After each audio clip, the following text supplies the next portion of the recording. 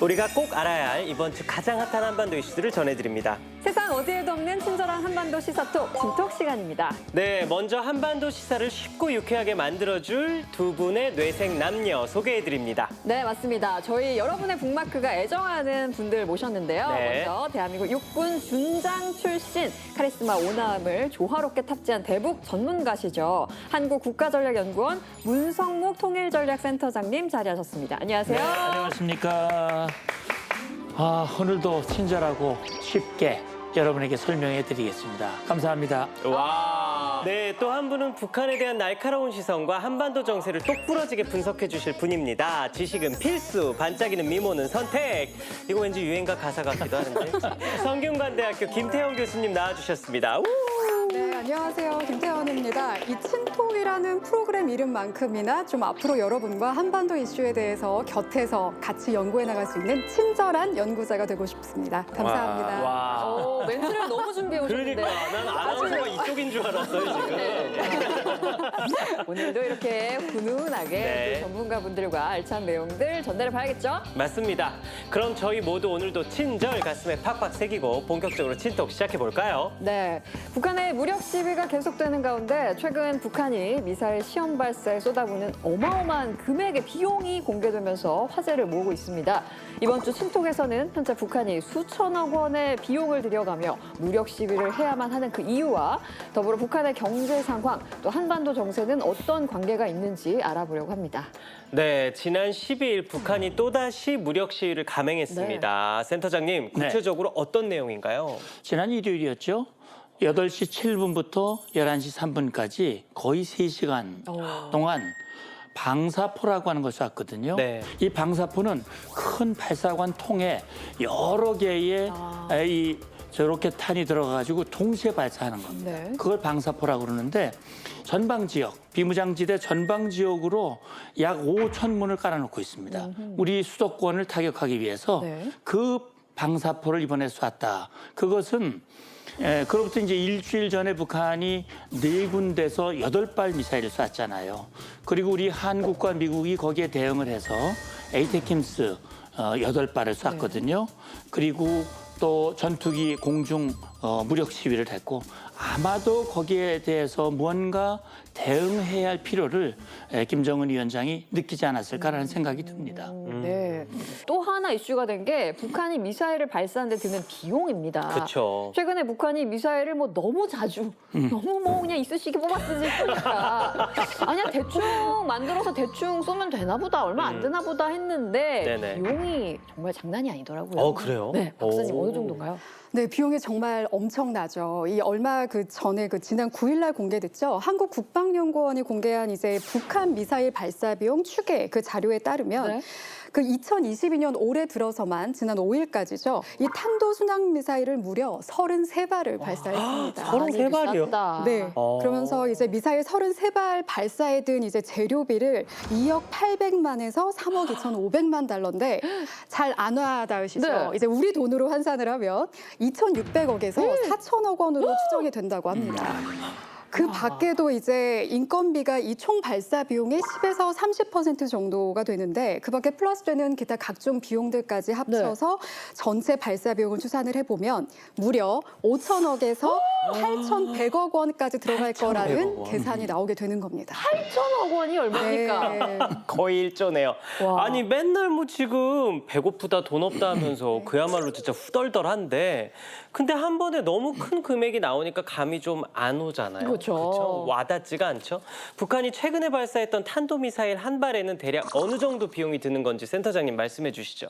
자유아시아 방송이 22일 날 그 발표한 내용에 따르면은 북한이 미사일 한 번 발사할 때 드는 비용이 100만에서 150만 달러다. 우리 돈으로 환산하면 아마 한 12억, 13억에서 18억. 네. 그 정도 될 거예요. 그런데 그건 뭐 미사일의 종류가 다양하니까 네. 아마 대략 단거리 미사일을 평균치를 내서 아마 그렇게 하지 않았을까 하는 생각이 들고 그걸 예를 들어서 미국으로 보내는 ICBM 대륙간 탄도 미사일 북한이 최근에 발사했다고 주장하는 화성 17형 괴물 미사일이라고 그러죠. 네. 그런 거는 한 발에 뭐 100억 원을 넘는 거란 말이죠.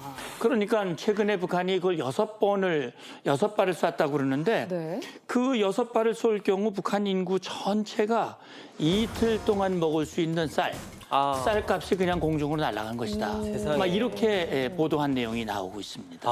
그런 짓을 왜 할까요? 아니 그러니까 지난 며칠 전에 발사한 방사포나 지대일 미사일을 제외하더라도 네네. 5개월 만에 미사일 시험 발사에 쓴 돈이 8천억 원 수준이다라는 아이고. 건데 이게 북한에서 어느 정도의 비용이라고 보면 될까요? 이제 이 발사 비용 8천억 원이 어느 정도 규모냐면요. 이제 코로나19 백신이 1회당 $20면은 상당히 그 백신 제품들 중에서도 좀 고가에 속하는 건데 이런 화이자 백신 제품을 2천만에서 3,250만 회 가량 이제 구매할 수 있는 큰 액수가 될 수도 있고요. 식량을 구매했다고 우리가 가정을 해봤을 때도 물론 평양의 쌀값 기준이긴 하지만 네. 쌀을 51만 톤에서 84만 톤 정도의 가량을 살 수 있는 엄청난 액수라고 보시면 세상에. 됩니다. 네. 그렇군요. 아니 100번 양보해서 국가 예산의 일부를 들여서 자국의 국방력을 키우기 위한 거라면 뭐 그럴 수 있다 쳐요. 그런데 현재 북한은 가장 기본적인 식량이 부족할 정도로 경제 상황이 좋지 않잖아요. 네, 맞습니다. 말씀 주신 것처럼 이 북한의 경제 상황에 대해서는 사실 한 줄로 딱 요약할 수 있을 것 같아요. 지금 전 세계에서 가장 고립됐고 아시아 국가들 중에서는 가장 가난한 나라들 중에 한 군데다라고 네. 이제 생각을 하시면 될 것 같은데 좀 더 와닿으시는 표현을 위해서 이제 통계청 이제 통계 포털 자료에 따른 수치를 하나 말씀을 드리면 네. 북한은 2020년에 있는 GDP가 34조 7천억 원에 달한다고 합니다.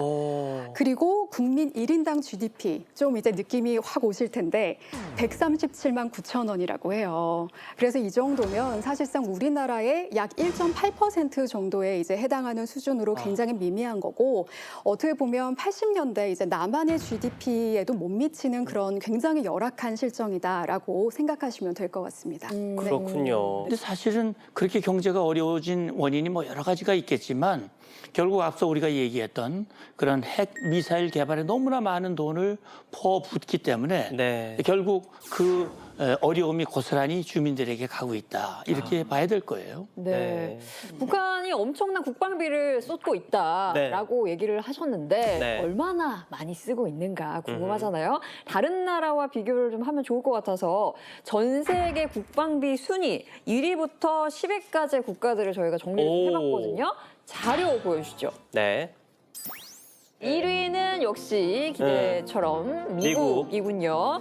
미국의 한 해 국방비가 7,780억 달러. 이게 우리 돈으로 치면은 한 920조. 920조요? 네, 달하는 금액인데 이게 또 국내 총생산 GDP 대비에 어느 정도 비율이냐 요걸 또 따져보면 네. 3.7% 정도를 국방비로 쓰고 있다고 합니다. 3.7%. 분단을 겪고 있는 우리나라 저 보이십니까? 지금 네. 10위에 기록이 되어 있는데 탑10이네요. 네, 우리나라도 국방비가 GDP 대비하면 2.8% 전 세계 10위를 보이고 있습니다. 이 자료를 보시면은 네. 대부분의 국가들이 GDP의 뭐 한 2% 정도? 네, 대체적으로. 3% 정도 그 안팎이라고 보시면 될 것 같은데 2, 3% 이거 뭐 정해진 겁니까? 이유가 있는 건가요? 그런 거는 없죠. 네. 그건 나라마다 처한 안보 상황이 다르기 때문에. 그렇죠. 근데 뭐 왜 2%, 3% 수준이냐? 네.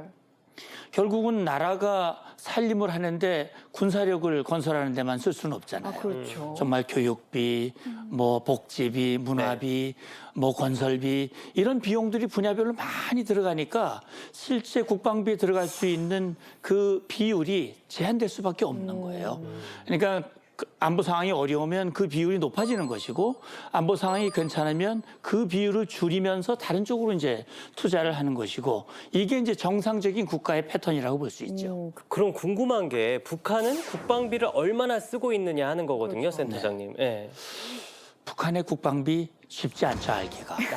공개를 안 하니까요. 그러네요. 알 수가 없는데 그럼에도 불구하고 이제 미국의 CIA가 월드 팩트북이라고 하는 네. 그런 자료를 통해서 예. 추정을 하는 겁니다. 아. 예, 추정을 하는데 북한 GDP의 20 내지 30%를 군사 분야에 쓴다. 그러면 일반적인 국가보다 한 10배 정도 되는 오, 거 아니에요? 너무 많다. 그러네요. 자, 그런데 그러니까 GDP 대비 국방비의 비율은 네. 북한이 세계 1위. 1위다. 아. 1위다. 독보적인 거죠. 일이죠. 그러나 그러네요.